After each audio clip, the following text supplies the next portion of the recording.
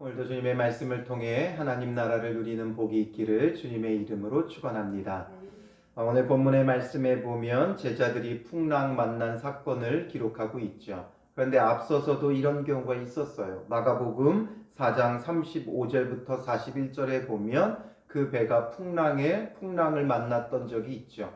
그럼에도 불구하고 또다시 이런 사건이 일어나는 데는 뭔가 주님께서 우리에게 전하고자 하시는 바 메시지가 있는 것이죠. 그래서 오늘 본문을 가지고 우리가 개인적으로 묵상한다면 가장 먼저 핵심 단어가 뭔지를, 무엇을 주제로 이야기하고 있는지를 우리는 늘 먼저 살펴야 되고, 또 이것을 가지고 몇 가지 질문을 던지며 묵상하면 좋겠죠. 오늘 본문은 그 어떤 것보다 50절 마지막에 내니 두려워하지 말라, 이것이 우리에게 가장 핵심 단어예요. 이것을 가지고 우리가 전체적으로 살펴볼 필요가 있습니다. 그리고 이걸 가지고 또 여러 가지 질문을 던진다고 하면 앞선 45절에서 예수님께서 즉시 제자들을 재촉하사 이렇게 되어 있죠. 예수님은 왜 제자들을 이렇게 재촉하셨을까? 이런 질문을 던질 수도 있고요. 그리고 왜 제자들은 49절에 예수님이 걸어오심을 보고 유령인가 하여 소리를 질렀는가? 이런 것들, 또 왜 그들의 마음이 둔하여졌는가? 52절에 이런 것들을 질문으로 던지면서 묵상을 해보면 참 좋을 겁니다. 먼저 앞선 45절을 우리가 시작을 보면 예수께서 즉시 제자들을 재촉하사 이렇게 되어 있죠. 즉시 제자들을 재촉하셨다. 무슨 일로 인하여 제자들을 이렇게 재촉하고 계실까요? 앞서서 이루어졌던 일에 이어져서 재촉하고 계시다는 거예요. 앞선 사건이 그러면 뭐예요? 오병이어의 이적을 예수님께서 행하여 주신 후에 즉시로 제자들을 재촉해서 자기가 무리를 보내는 동안에 배 타고 앞서 건너편 벳세다로 가게 하시고 되어 있죠. 예수님께서 제자들을 재촉해서 배 태워 보내신 거예요. 건너편 벳세다로 가도록 예수님께서 재촉해서 떠나 보내셨다는 거죠. 우리가 본문을 먼저 읽어봐서도 알겠지만 이 배가 나중에 어떻게 돼요? 풍랑을 만나게 되죠. 풍랑을 만날 텐데 예수님이 모르고 보내시진 않았겠죠. 보내실 때 이미 예수님은 알고 계셨어요. 이 배가 여기서 떠나면 곧 풍랑을 만나게 될 것이라는 것을 아시면서도 같이 타고 가신 것도 아니고 제자들만 재촉해서 떠나 보내셨어요. 재촉하신 이유 중에 하나는 이 지금 마가복음에는 기록되어 있지 않지만 이럴 수밖에 없었던 가장 표면적인 첫 번째 이유는 사람들이 오병이어의 이적을 경험하고 눈이 다 뒤집혀 버렸어요. 아주 그냥 지금 이들이 황홀함에 빠져버렸어요. 왜냐하면 정말 아무것도 없는 그 빈들에서 물고기 2마리와 보리떡 5개로 5,000명, 남자만 5,000명, 거기에 여자와 어린아이들까지 몇만 명은 좋게 먹고도 12강줄이나 더 남기는 이 사건을 경험했어요. 그러니까 사람들이 어떻게 돼요? 흥분할 수밖에 없죠. 아, 이분이 정말 메시아구나. 근데 여기까지는 좋아요. 메시아구나. 예언되었던, 구약에 예언되었던 메시아구나. 여기까지는 좋은데 그들이 바랬던 메시아가 어떤 메시아였어요? 성경에서 예언했던 메시아가 아니라 자기들이 바랬던 메시아. 고통스러운 삶을 풀어주고 그리고 그 이방인의 압제로부터 자유하게 하고 이럴 만한 다윗과 같은 정치적인 메시아를 기다렸던 거예요. 강력한 왕이, 다윗보다 더 강력한 왕이 일어나서 나라를 부강하게 해줄 그런 왕으로 생각하면서 어떻게 해요? 예수님을 왕으로 삼고자 해요. 그런데 이 왕으로 삼고자 하는 것이 나의 진정한 구원자라서가 아니라 강력한 왕이 되어서 우리로 하여금 잘 먹고 잘 살게 해달라, 이거죠. 그래서 요한복음 6장 15절에 보면 오병이어의 사건이 일어난 이후에 어떤 말씀이 기록되어 있냐면 그러므로 예수께서 그들이 와서 자기를 억지로 붙들어 임금으로 삼으려는 줄 아시고 다시 혼자 산으로 떠나가시니라 기록되어 있어요. 억지로 임금으로 삼으려고 하는. 그래서 이들이 이제 예수님을 왕으로 모시면 이제 우리는 정말 강력한 왕을 통해 로마의 압제로부터 해방받을 것이고 이제 정말 자유롭고 풍요롭고 번성하고 부강한 나라를 우리가 누리게 될 것이다. 여기에 지금 혈안이 되어 있는 거예요. 하나님 나라가 이들에게 마음에 있는 것이 아니라 자기들이 원하는 부강한 나라가 되어질 것을 기대하는 거죠. 그래서 억지로 임금으로 삼으려 했고 그걸 보면서 제자들은 어떠할 수밖에 없겠어요? 야, 이제 정말 예수님의 나라가 이 땅에 이루어지겠구나. 그건 하나님 나라가 아니라 자기들이 원하는 예수님이 왕이 되어 강력한 정치적인 메시아 왕이 되어서 부강한 나라를 이끌어줄 그런 나라가 예수님을 통해 이제 세워주겠구나. 많은 사람들이 열광하니까 예수님을 통해 봉기가 일어나고 그래서 이제는 예수님이 실제적인 왕이 되어주시겠구나. 이런 기대 속에 지금 제자들도 마구 흥분하고 있었을 거예요. 그러니까 예수님은 그거 아니다.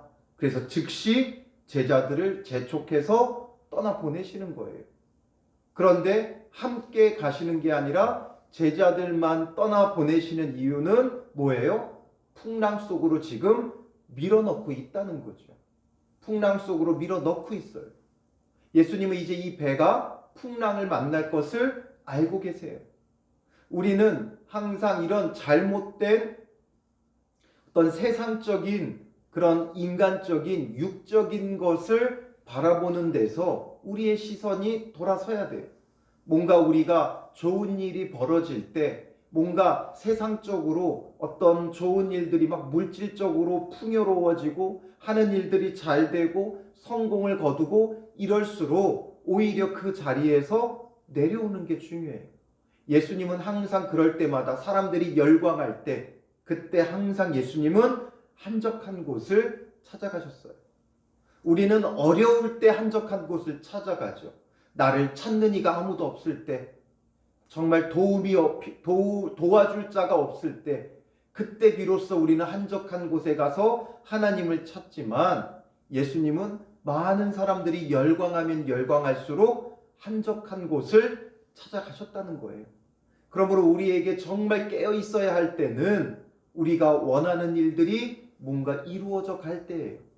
그때 넘어지지 않기 위해서 우리는 항상 뭔가 물질적으로나 아니면 어떤 세상적으로 내가 바라고 원하는 것들이 이루어져 갈수록 더 겸손하게 한적한 곳, 주님을 독대할 수 있는 자리, 그곳으로 가야 되는 거예요.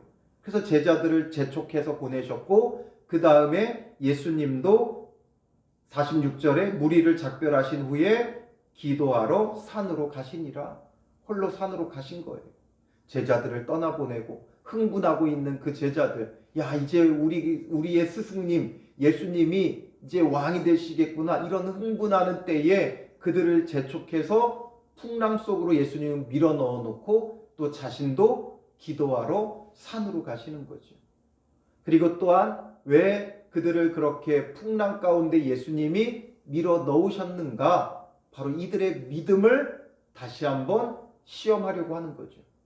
그런데 예수님의 시험은 이들이 이것을 통과하느냐 못 통과하느냐, 정말 믿음을 갖느냐 못 갖느냐, 이걸 시험하기 위함이 아니에요. 예수님께서 모르겠어요? 그들의 신앙의 수준을 예수님이 모르시겠어요? 이미 알고 계시죠. 예수님이 주시는 시험은 이것을 내가 통과할 수 있느냐 없느냐 그것을 달아보려고 하시는 게 아니라 무엇이에요? 바로 우리의 신앙의 수준을 스스로 살펴보라는 거죠. 우리의 신앙의 수준을 살펴보라는 거예요. 정말 그 사람의 신앙의 수준이 어떠한지 몰라서가 아니라 그 사람으로 하여금 우리의 신앙의 수준이 이것밖에 안 된다라는 것을 직면하게 하시는 거죠. 그러니까 제자들이 이렇게 흥분할 때 오히려 예수님은 꾸짖는 거예요. 너희들의 믿음의 수준을 봐라. 그렇게 하기 위해 지금 풍랑 가운데 밀어 넣으신 거죠. 그래서 47절에 보면 저물매 배는 바다 가운데 있고 이렇게 되어 있어요. 바다 가운데. 이제 바다 한가운데에 들어가게 되어지죠. 이걸 요한복음 6장 19절에 보면 노를 저어 12월이쯤 가다가 이렇게 되어 있어요. 12월이쯤 가다가. 이제 우리말로 번역했으니까 거리 단위를 리로 한 거죠. 12월이. 그런데 원어 그대로 보면 이건 25에서 30 스타디온이라고 되어 있어요. 25에서 30 스타디온이라는 건 약 한 5km 정도 돼요. 근데 지금 이 배 타고 건너편 벳세다로 가려고 했다. 이 지금 가려고 했던 뱃길이 약 8km예요. 8km 가야 되는데 한 5km 정도 가서 그 중간쯤 가서 그 갈릴리 호수라고도 하고 바다라고 할 정도로 어마어마하게 그 큰 호수 한가운데에서 지금 이들이 이런 일을 당하고 있다는 거죠. 그래서 바다 가운데 있고 예수께서는 홀로 뭇에 계시다가 바람이 거스므로 제자들이 힘겹게 노젓는 것을 보시고 밤 사경쯤에 라고 되어 있어요. 밤 사경쯤. 사경은 로마의 시간 단위예요. 그래서 낮과 밤으로 나누고 그리고 그 다음에 낮을 사경으로 나누고 밤을 사경으로 나눠요. 그러니까 오전 6시부터 오후 6시까지 이 12시간이 그들에겐 낮이에요. 그리고 오후 12시부터 그 다음날 아침 6시까지가 밤이에요. 이것을 낮과 밤을 각각 사경으로 나누면 3시간씩 끊어지겠죠. 그래서 밤 1경은 저녁 6시부터 저녁 9시까지가 되고 2경은 9시부터 12시, 3경은 12시부터 그 다음날 새벽 3시가 되고 4경은 3시부터 6시가 되는 거예요. 그리고 이제 아침부터 낮 1경은 6시부터 9시, 그리고 2경은 9시부터 12시, 그리고 3경은 12시부터 3시, 그리고 4경은 3시부터 6시. 이렇게 해서 낮 4경, 밤 4경 이렇게 나눠요. 그러니까 지금 밤 4경이라는 건 몇 시예요? 새벽 3시부터 6시가 되는 거예요. 그러니까 지금 해 뜨기 바로 전 3시부터 6시가 4경이에요. 이것이 무엇을 의미합니까? 이런 것에 이건 어떤 시간적인 배경, 공간적인 배경, 그냥 그때 그곳에서 벌어진 일이다. 우리가 이렇게 생각할 수도 있지만 이게 주는 의미들이 있어요. 지금 사경이 되었다는 건 그들이 몇 시에 출발했는지 정확히 알 수는 없지만 아마도 그래도 한밤중에 출발하진 않았겠죠. 늦은 저녁에 그 오병이어의 이적을 통해 그들에게 저녁을 먹이신 거예요.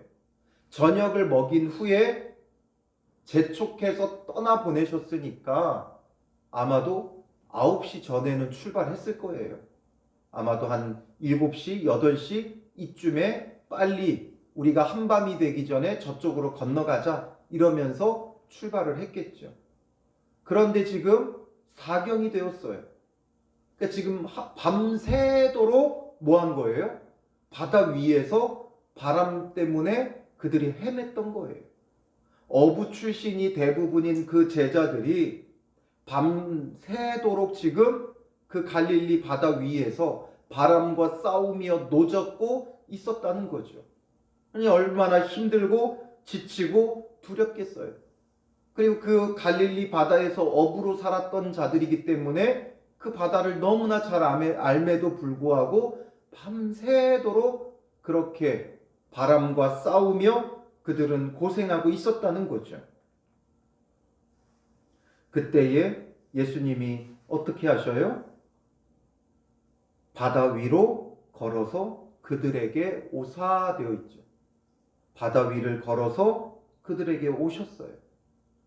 그러니까 제자들이 그걸 보고 어떻게 반응해요? 49절에 보면 그가 바다 위로 걸어오심을 보고 유령인가 하여 소리 지르니 되어 있죠. 이건 이들에게 있어서 어떻게 보면 너무나도 자연스럽고 당연한 반응이에요.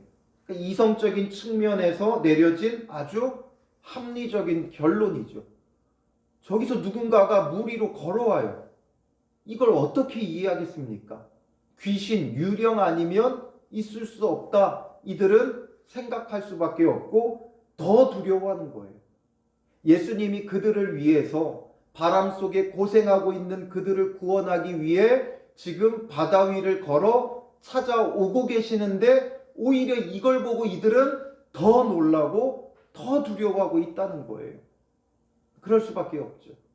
그리고 이들에게 있어서 바다, 물의 개념은 뭐냐면 죽음의 개념이에요. 그래서 리워야단이라는 괴물이 성경에 가끔 등장하죠. 이 리워야단은 물속 괴물을 뜻해요. 이들에게 있어서 물은 죽음의 장소예요. 죽음의 공간이에요.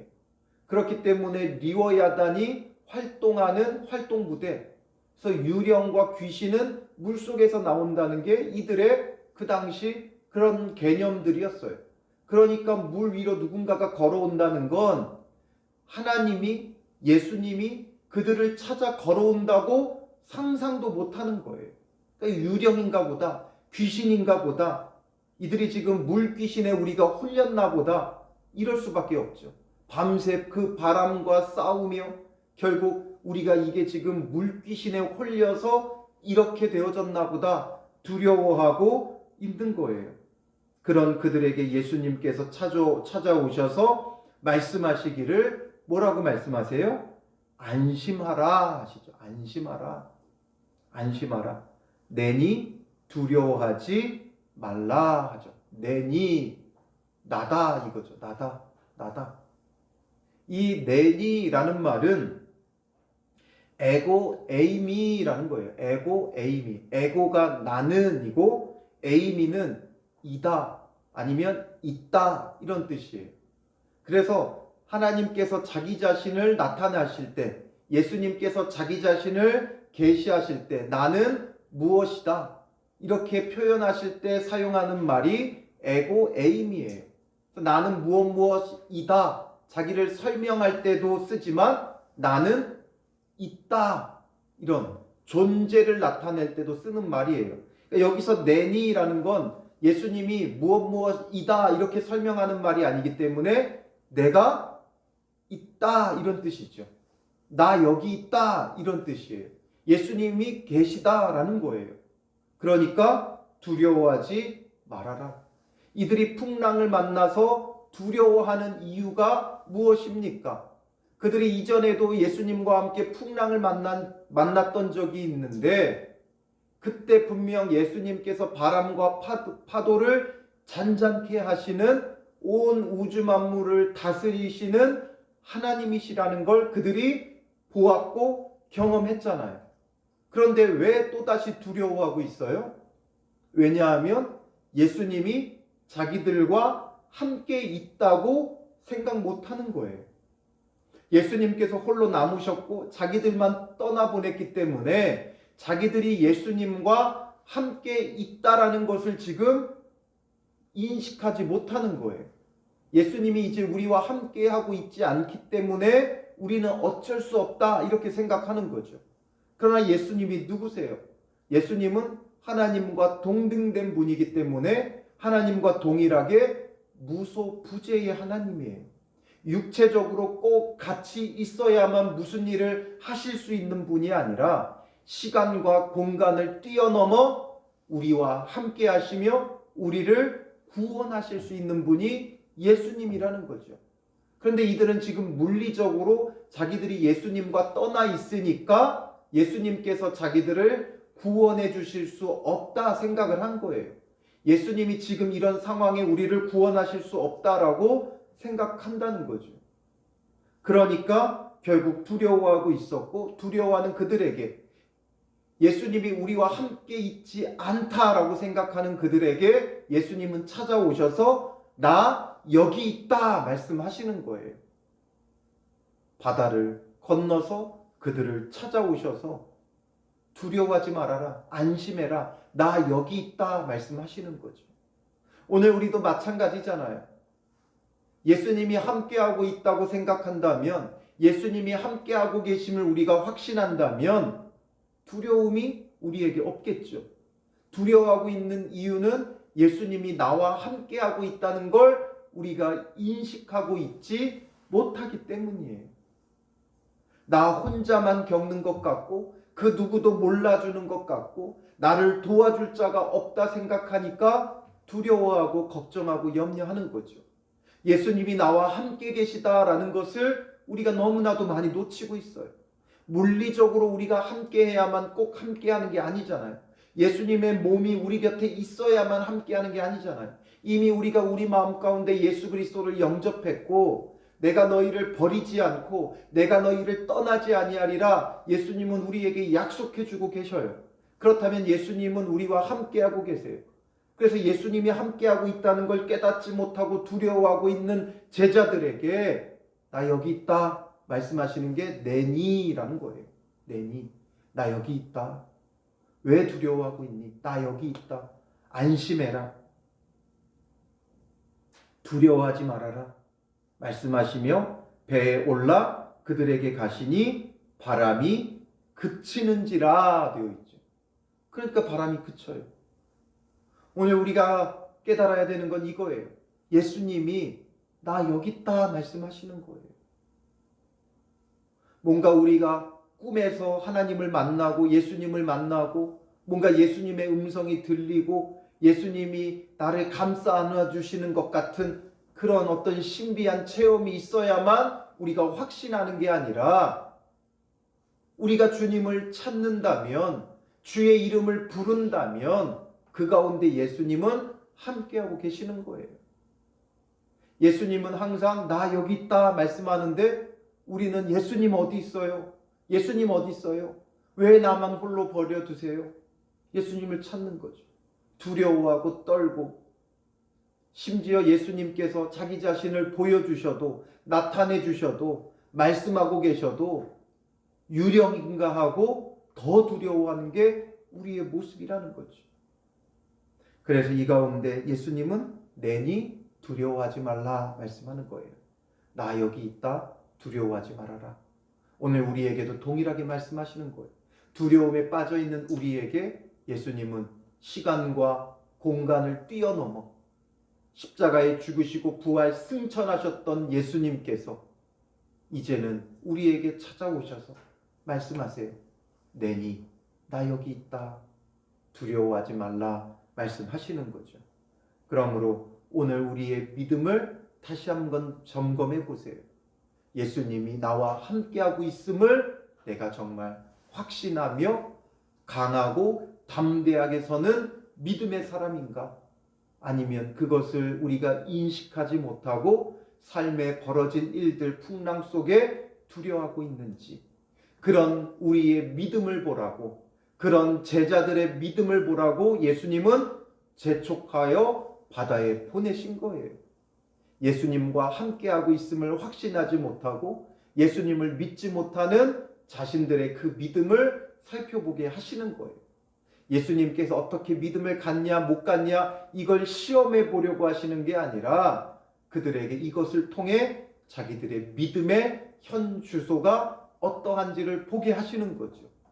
그러면서 다시금 주님을 믿기를 원하시는 거예요. 그러니까 제자들이 이 일들의 결론은 뭐예요? 그들의 제자들의 그 시험의 결과, 평가, 이게 바로 51절 마지막과 52절이죠. 제자들이 마음에 심히 놀라니, 심히 놀랐다는 거예요. 그냥 놀란 정도가 심히 놀랐다. 벌어진 일들 때문에 심히 놀라죠. 그리고 52절에 이어서 그 이유에 대하여 평가가 나오죠. 이는 그들이 그 떡 대시던 일을 깨닫지 못하고 도리어 그 마음이 둔하여졌음이러라. 떡 떼시던 것을 깨닫지 못했다는 거예요. 예수님이 떡 떼시던 일, 오병이어의 그 일의 의미가 뭐라 그랬어요? 목자 없는 양 같았던 그들에게 참된 목자가 되어 먹이시고 입히신 사건이죠. 그래서 예수님이 정말 참된 떡이고 참된 음료라는 것을 보여주신 사건이에요. 예수님만이 우리의 구원자고 우리의 보호자라는 걸 보여주신 사건이에요.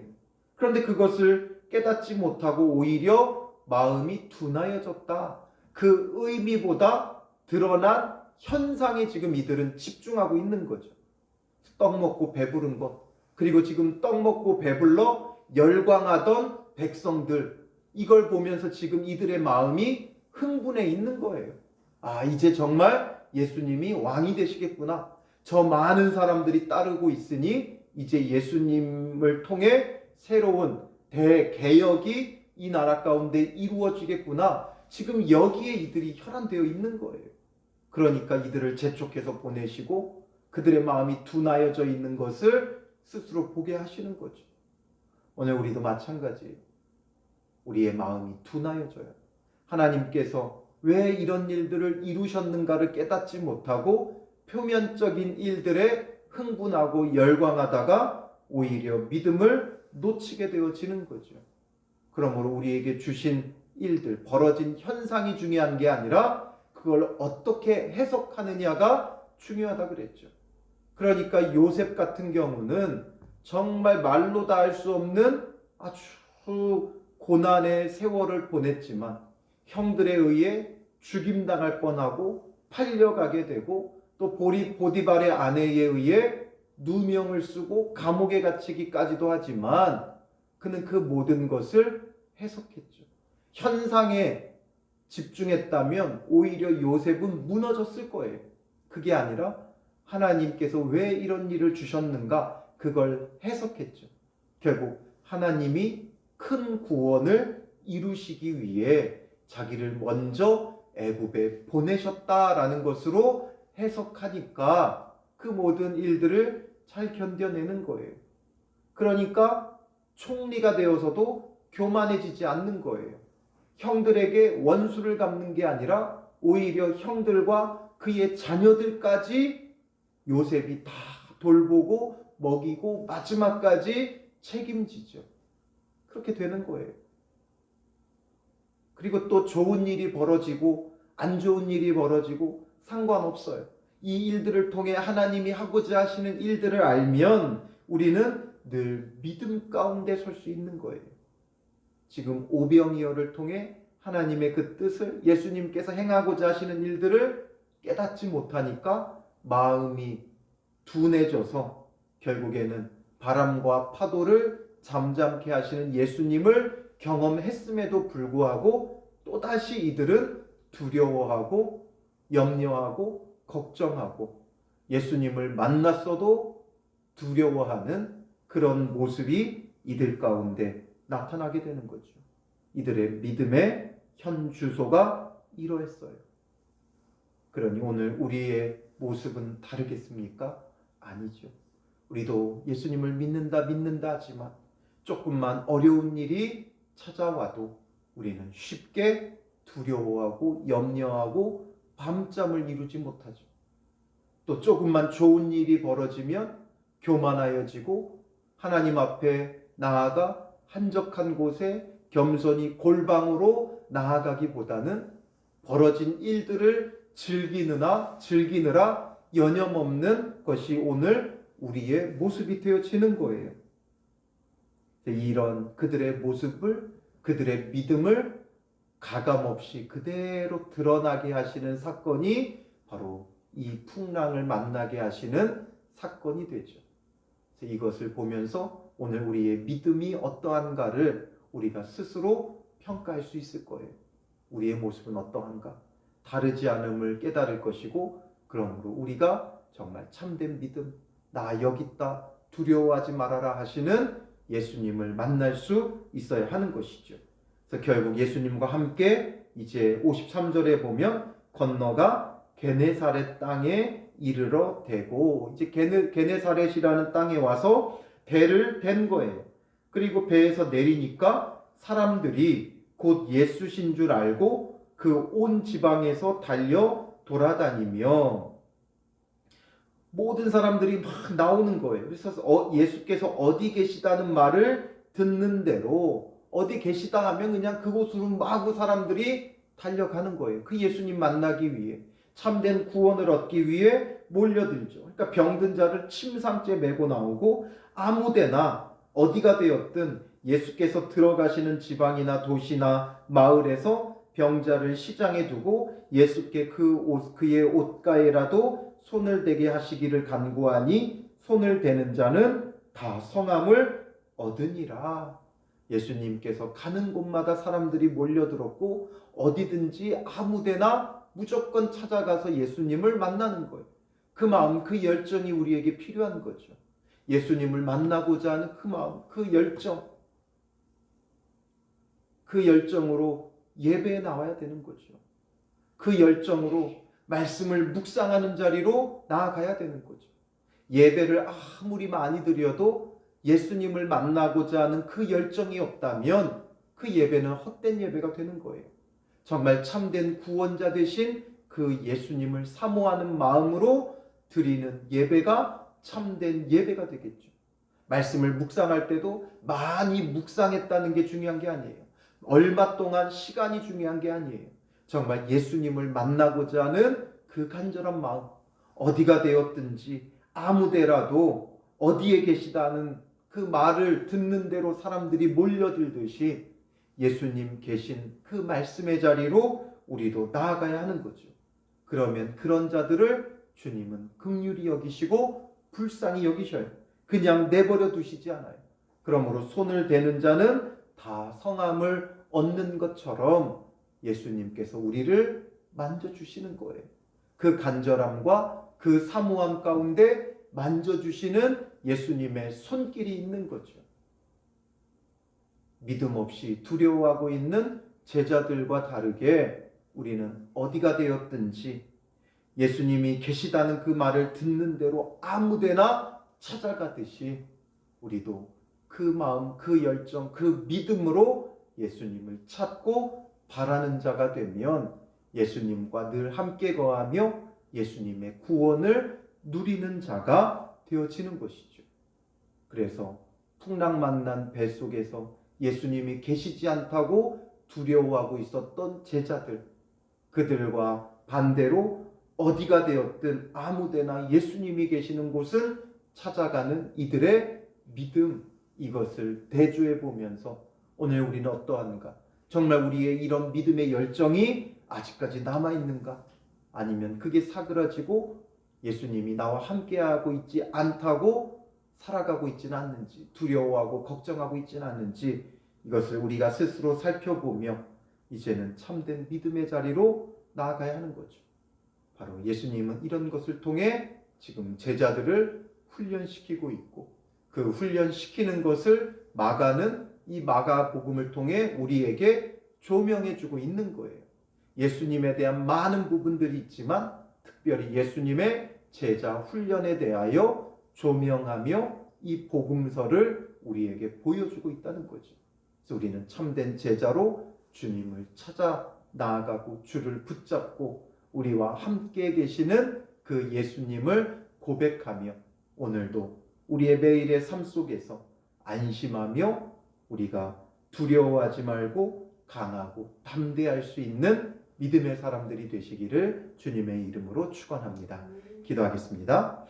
살아계신 아버지 하나님, 바다 위로 걸어오셔서 그 제자들에게 찾아오사 안심하라, 내니 두려워하지 말라 말씀하시는 주님, 주님은 어디든지 그들과 함께하고 계시는데 그들은 함께하고 있음을 몸이 떨어져 있다 하여 깨닫지 못하고 두려워하였던 것을 보게 됩니다.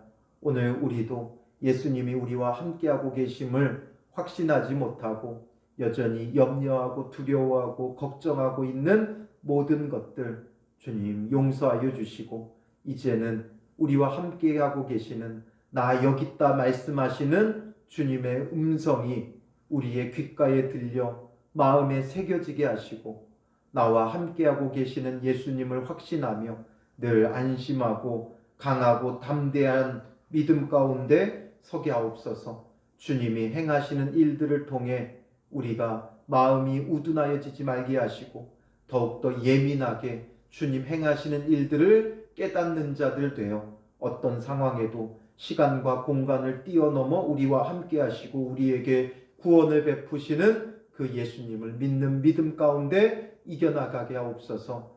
벌어진 일들에 우리의 눈이 어두워지고 마음이 어두워질 때가 너무나도 많이 있습니다.